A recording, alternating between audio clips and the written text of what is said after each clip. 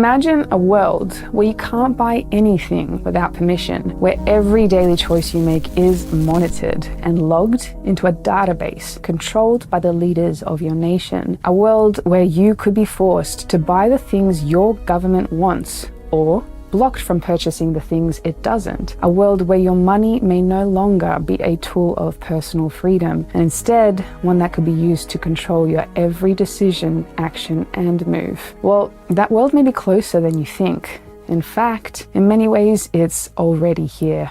Welcome to our 100th video, and to mark this milestone, we're covering something that could be the most impactful change in the way that money operates in human history. And without being too dramatic, this will change our lives forever. Now, this is the central bank digital currency, otherwise known as CBDCs, and it's going everywhere, to the UK, US, Australia, Canada, and everywhere in between. Yes, we've covered this topic before. However, there has been so much change in the world of CBDCs that we thought it was important to bring this information to you again and get you up to speed. Now, if what you hear in this video does make you a little worried, it is important to share it. So whether that's a simple like or sharing it with others, it's going to be very, very helpful. So let's get into things and let's talk about how together we may be able to stop this from happening. This is Sigrid Kaag, the current finance minister of the Netherlands. On the 26th of October, her party submitted a new set of laws to Dutch Parliament, a bill that she says has been designed to stop illegal money laundering, but that many argue also infringes on personal privacy. The laws would require that all banks in the country be forced to track and keep records of any transactions above 100 euros, a limit that right now is set at 10,000 euros or more. This would give the Dutch government access to an incredible amount of personal data on its citizens, data it would be able to access at any time without any kind of warrant. Across the Atlantic, Joe Biden's government is seeking similar new laws in the US that would drop the bank reporting limit from $10,000 down to just $600. This has drawn criticism and has been called a massive search warrant without a warrant. However, US Treasury Secretary Janet Yellen brushed aside these concerns, suggesting that Americans have nothing to worry about, saying that the collection of this new data is nothing more than a few pieces of information about individual bank accounts. So this does raise a few questions. If it's just a few small pieces of information, why does the government want it at all? But anyway,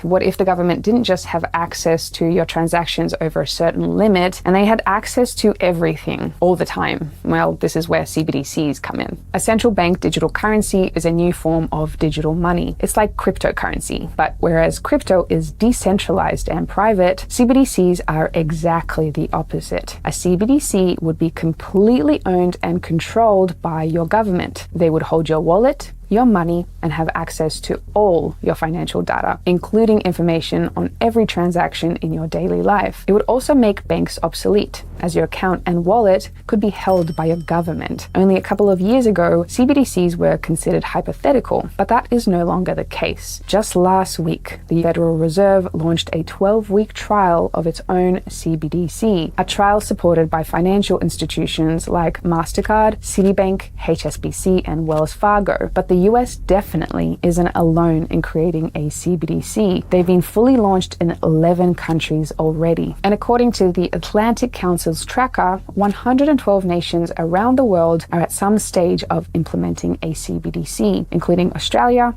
India, Canada, and Brazil, nations that account for more than 95% of the world's total GDP. In other words, a CBDC will be coming your way very, very soon. But there has to be some sort of an upside to CBDCs, right? Well, according to your government, there absolutely is. And it seems that they're all reading from the same script, because no matter where you look, it seems that they are saying the same thing. Rishi Sunak is the new Prime Minister of the UK, but in his previous role as Finance Minister, he said CBDCs would be a safe and secure form of new money, and one that would foster inclusion. The US Federal Reserve says a CBDC would be the safest form of money available and offer an improvement on safety when compared to the current monetary system. The International Monetary Fund also says CBDCs would be more secure than traditional money and offer more safety due to not being as volatile as currently available cryptocurrencies. And the World Economic Forum believes that CBDCs CBDCs will help promote financial inclusion around the world, as well as providing more safety and security by cutting down on financial crime. But the thing is, not everyone is so optimistic about CBDCs, with an article by Forbes summing up many people's concerns in a single headline, stating very simply, central bank digital currencies are about control. In a moment, I'm going to cover off a few more hypothetical scenarios of how a CBDC could be used as a tool for control. But first, I want to know what you think. Do you think that CBDCs are a great thing for safety, security, and inclusion, or do you have other views?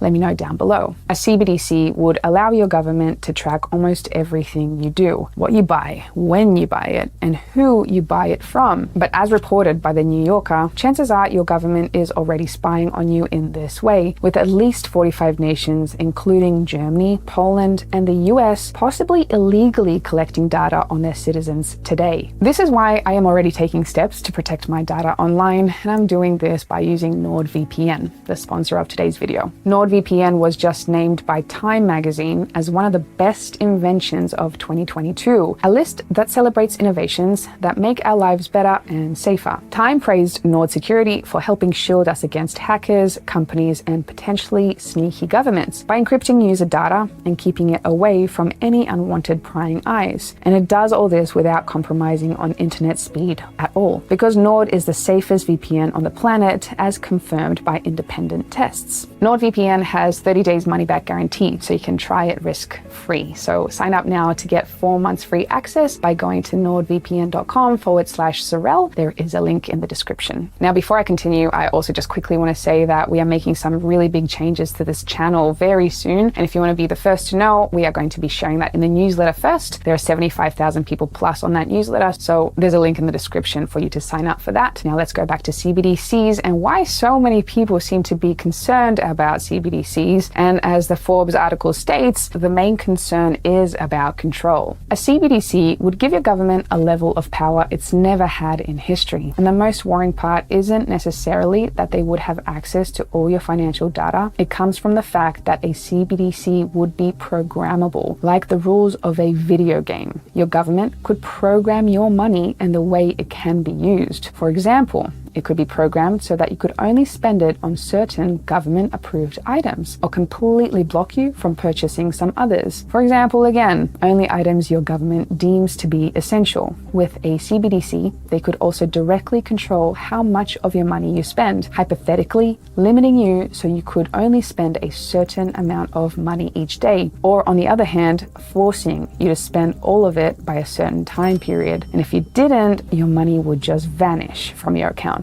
At first glance, some of these ideas might sound a little far-fetched. Like, you might be asking yourself the question, why would the government want to stop you, block you from buying certain things, and why would they want your money to expire? Well, here it's important to understand the reasons behind these possibilities and how these actions could become a reality when CBDCs enter our lives. Let's say your country's economy is struggling or stagnating. Your government could stimulate the economy by forcing citizens to go out and spend their money. This would be very easily possible with a programmable CBDC. First, your government could set your savings to expire within 30 days. Now, obviously, most people wouldn't want their money to just vanish, so instead would go out and spend it, causing money to flow through the economy. In other words, the exact outcome your government wants, enabling them to engineer the behavior of citizens. Another very plausible way a CBDC could be used to control the way you use money is by controlling your carbon output. We all know our world has become obsessed with carbon emissions, and very soon most of us will have a personal carbon limit enforced upon us, something already being tested or talked about in many nations on Earth. As a CBDC would give your government access to your entire purchase history, they could also calculate your carbon usage, and if you go over your monthly limit, they could force you to stop creating more. For example, by using a CBDC to block you from buying gas for your car or a plane ticket, they could even cancel your ability to buy so-called high-carbon food items like meat, coffee, or rice. But instead of stopping you from buying these items, they could just fine you for producing extra CO2. And because they hold your money already, these fines could just automatically be removed from your account. These are just two examples of the powers a CBDC would give your government because of the programmable nature of this money. There are a lot more examples I could talk about on how a CBDC could be used to control a population, but before I go, there's only one that I really want to cover. One of the biggest concerns around CBDC is how they could be used to control free expression of people. In China, where a version of a CBDC is already active, people's social credit scores are linked to their bank accounts. And if they say the wrong things online, for example, in criticizing the government, their rights to use money goes away. For example, being limited from buying plane or train tickets, or even from buying certain kinds of goods. This is something the Chinese government has already enforced upon upwards of 23 million of its people. But most of us don't live in China. We live in societies that are considered much more open, liberal, and free. But how long will things stay that way? Just a few days ago, the Swedish government voted to make it illegal for journalists to criticize the government. In Australia, freedom of expression is already not protected by the constitution, and new proposed laws would allow government ministers to sue people critical of them. And in Canada, Justin Trudeau has already stopped mostly peaceful protesters from accessing their own money. This is why many people fear the implementation of a CBDC, because government has a history of wanting power over people, and a CBDC would give them ultimate power over our actions, the ultimate power to take away your money, the very thing we need to survive, allowing them to engineer the actions, speech, and even thoughts of a population. Now that you've heard all this, do you agree with the Forbes article title that says that CBDCs are about control? Let me know down below. And there's also a second part of that article headline that I didn't read before. And the headline is, central bank digital currencies are about control and they should be stopped. So, can we stop them? Like it or not, CBDCs are basically everywhere, but we can vote against them. Firstly, by voting out politicians who support CBDCs, and secondly, by voting with our wallets and choosing not to use them once they're implemented. Without us using them, it will be impossible for them to succeed. So if you do fear that a CBDC is just going to give your government more power, remember this: without us, they have no power.